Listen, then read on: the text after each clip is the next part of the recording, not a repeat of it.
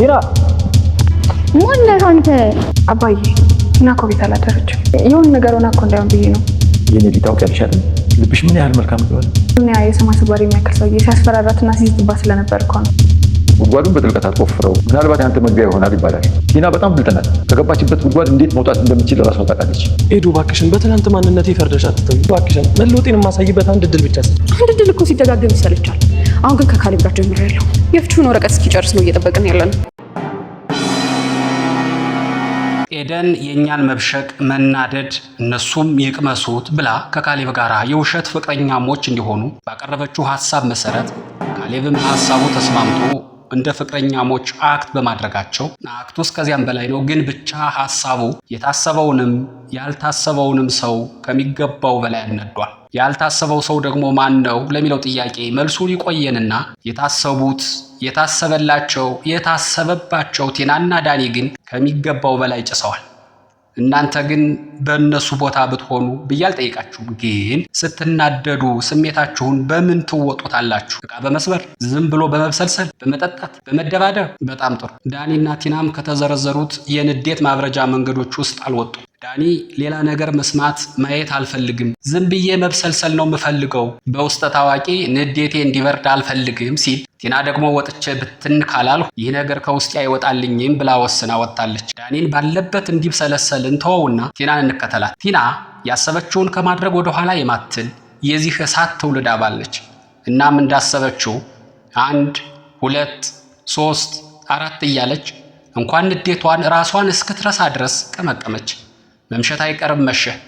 እሷም መሸ ደህና አደሩ ናፍቆት ነው ልማዴ መቼም መተው መርሳት አያውቅበት ሆዴ የሚለውን የኤፍሬም ታምሩን ሙዚቃ ታንጎራጉራለች ተብሎ ቢጠበቅም እሷ ግን ምንድነው ሐሳብ፣ ሐዘን፣ ጭንቀት ወደድንም ጠላን አይቀርም ሞት የሚለውን የታምራት ደስታን ሙዚቃ እያንጎራጎረች ወደ ቤቷ ለመግባት ከልተው ስትል ፊት ለፊቷ ተራራ የሚያክል ግዙፍ ነገር ተመለከተች።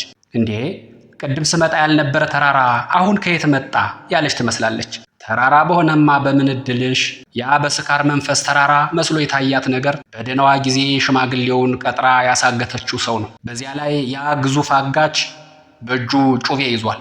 በእውነቱ ለቲና ጩቤ ፌር ነው አይመስለኝም። ለማንኛውም ያ ግዙፍ አጋች በጩቤ ወቅቶ ነበረች ሊያስብላት ሳለ ከሰማይ ይውረድ ከመሬት ይውጣ ያልታወቀ ሰው ደረሰና ስሟን ጠራት። ነገሩ እኛ ቀለል አድርገን ስሟን ጠራት አልን እንጂ እንደ እውነቱ እስከሆነ አጋቹን አንተ ተው ረፍ፣ ምድር ላይ ያላትን ቆይታ ያልጨረሰች ነፍስን ወደ ላይ ለመላክ አንተ ማነህ ነበረ ያለ የሚመስለው። ውድ የትሁት ድራማ ተከታታዮች በቃ ቲና ተረፈች። ያተረፋት ሰው ከቲና ምን ፈልጎ ይሆን የሚለውን ጥያቄ ጠይቀን ምላሹን በቀጣዩ ክፍል በጋራ ለማየት ለመስማት ቀጠሮ ይዘን ነበር የተለያየ ነው። እነሆ የቀጠሯችን ቀን ደረሰና ዳግም ተገናኘን። ሰላም ጤና ይስጥልን ውድ ቤተሰቦች እንደምን ቆያችሁ? እንግዲህ አዳዲስ ቤተሰቦች ሰብስክራይብ፣ ላይክ፣ ሼር እንዲሁም ሐሳብ አስተያየታችሁን እያጋራችሁን እስከ ቪዲዮ ፍጻሜ ድረስ አብራችሁን ቆዩ። ቲና ቤት አልተመለሰችም። ቤት አለመመለሷ ለማናቸውም ጉዳያቸው አይደለም። አሁን ደግሞ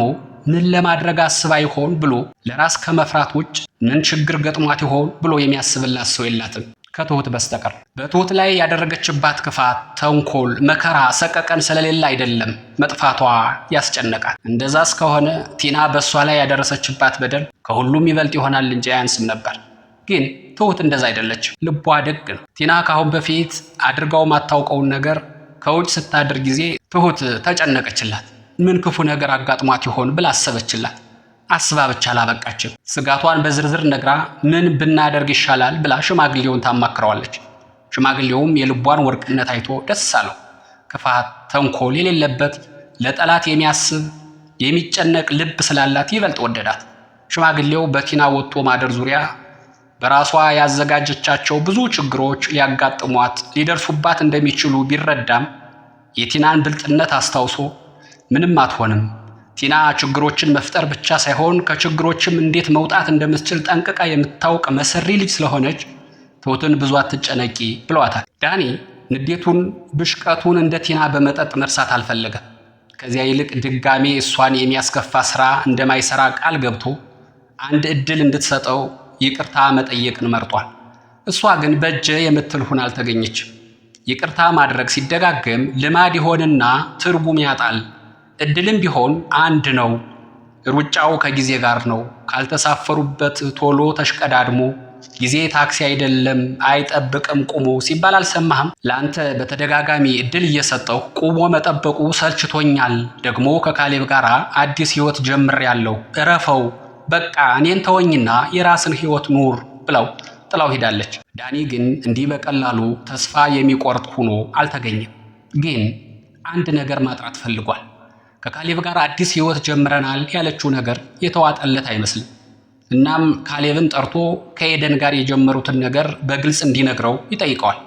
ካሌብ ግን ነገሩን በቀላሉ ግልጽ አድርጎ መናገር የፈለገ አይመስልም። ዳኒ ይቀጥላል። እባክህን ካሌብ፣ ለሰራው ስራ ማንኛውንም ቅጣት ቢሆን ብትቀጣኝ ለመቀጣት ዝግጁ ነኝ፣ ሞትም እንኳ ቢሆን። ግን ኤደንን እባክህን ተውልኝ ይለዋል። ካሌብ እንኳን እንዲህ ብሎት ድሮም ጭንቅ አይችልም። በቃ ኤደንን ላለማጣት ከፈለግ ተለውጠህ አሳያት ይለዋል። በተዘዋዋሪ አንተ እንድትለወጥ ለማስቀናት የተጀመረ እንጂ የእውነት አይደለም ብሎ እንደማለት። የዳኒ ነፍስ ግን አሁንም እረፍት አላገኘችም፣ ተጨንቃለች። ትሁት የቲና መጥፋት አሳስቧት እየተብሰለሰለች አገራማን ብላ ወደ ሱቅ እየሄደች እያለ በድንገት ፊት ለፊቷ ፎቶዋን ይዞ የሚፈልግ ሰው ቁሞ ስታይ መብረቅ የወረደባት ይመስል ለትንሽ ሰከንዶች ደርቃ ቀረች። ወደ ቀልቧ ስትመለስ ወደ አእምሯ የበጣላት ነገር ሩጦ ማምለጥ ነበረ። ትሁት ሮጠች። ሩጫ ቢሉትስ ሩጫ ነው እንዴ? መሰረት ደፋርን ያስናቀ ሩጫ ሩጣ መለጠችው። ሰውየውን ሩጣ ማምለጥ ብትችልም ድንጋጤዋ መርበትበቷ ግን በቀላሉ ሊለቃት አልቻለም። ይህ ሰው ግን ማን ነው? ትሁት በዚህ ልክ የፈራችው ሰውየው ከሀገር ቤት ተከታትሏት መምጣቱንና አደገኛ ሰው መሆኑን ከመገመት ውጭ ከእሷ ጋር ያለውን ግንኙነት ለጊዜው ማወቅ አልተቻለም። ቲና ከሞት ከተረፈች በኋላ የት እንደገባች አልታወቀም ነበር። አሁን ግን አድራሻዋ ተገኝቷል። ከስካሯ ስትነቃ ራሷን ያገኘችው ከአንድ ትንሽ ክፍል ውስጥ እንዳትወጣ በር ተቆልፎባት እንዳትደውል ስልኳ ተወስዶባት ነው። ቲና በዚህ መልኩ ራሷን ስታገኘው ለመጀመሪያ ጊዜ ተስፋ የመቁረጥ ስሜት ተሰማት። ምንም ማድረግ እንዳትችል ተደርጋ የተጣለች አይነት ስሜት ተሰምቷት እያለ አንድ ሰው በሩን ከፍቶ ገባ። በእጁ አንድ ፎቶ ይዟል። ይህ ሰው ማን ነው ለሚለው ጥያቄ ቲናን ከሞት መንጋጋ ፈልቅቆ ያወጣት ትሁት ነፍሷ እስክትወጣ ሩጣ ያመለጠችው ሰው ነው። ታዲያ ከቲና ምን ፈልጎ ነው? ትሁትስ ስለምን ፈራችው የሚለውን ጥያቄ ደግሞ ምላሹን በቀጣይ ክፍል የምናቀርብ ይሆናል። ውድ የትሁት ድራማ ተከታታዮች የዛሬው ዝግጅት እስከዚህ ድረስ ነበር። ቀጣዩን ክፍል ይዘን የምንቀርብ መሆኑን እየገለጽ እስከዚያው ድረስ መልካሙ ነገር ሁሉ ከእናንተ ጋር ይሁን። ሰላም።